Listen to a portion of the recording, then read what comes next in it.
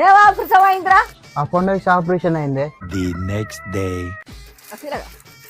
మా ఫ్యామిలీ గానికి గర్భసంచి తీసేసిందట అంటే చెప్పు.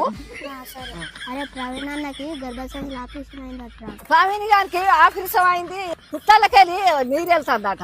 పోరానికి ఇగురని లేదేం లేదు. అందరికి చెప్పొస్తాను లక్ష్మి, చెప్పొద్దు మనుషులు పట్టదు. ఫ్యామిలీ గానికి పెద్ద ఆపరేషన్ అయిందట. ఫ్యామిలీ గానికి ఆపరేషన్ అయిందట, గర్భసంచి తీసేసిండ్రట.